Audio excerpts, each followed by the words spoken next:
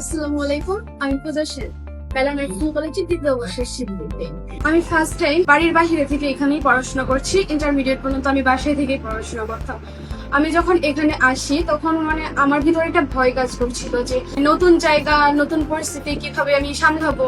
আমার এখানে কোনো পরিচিত বন্ধু বান্ধব নেই কিন্তু যখন এখানে আসি, টিচারদের সাথে আলোচনা হয়, কথাবার্তা হয়, তারপর আমার ব্যাচমেট, আমার জুনিয়র, আমার সিনিয়র সবার সাথে কথাবার্তা বলি, তখন মনে হয় যে না, আমি আমার বাড়িকে কখনোই মিস করবো না, কারণ এখানে সবাই খুব ফ্রেন্ডলি।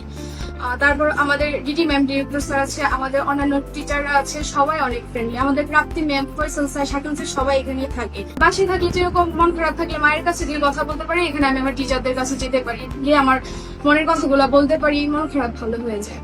আর এখানে ক্লাসের কথা বলতে গেলে, যখন আমরা ক্লাস টাইমে ক্লাস করি, আমরা একটা জিনিস বুঝতে না পারলে টিচাররা বারবার ওই জিনিসগুলো বোঝানোর ট্রাই করে।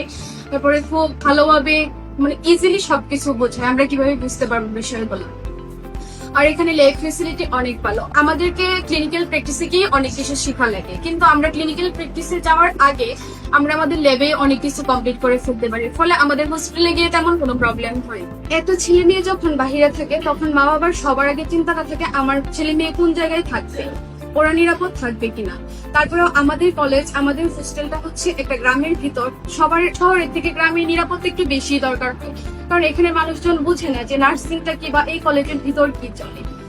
এখানে যখন আমার মা বাবা আমাকে ফার্স্ট টাইম নিয়ে আসছে, তখন সিকিউরিটির ব্যবস্থা দেখি হোস্টেলের, মানে ফার্স্টে তারা এটার উপর নির্ভর করছে যে না, আমার বাবা বলছে আমার মেয়ে যদি এখানে থাকে নিরাপদ থাকবে।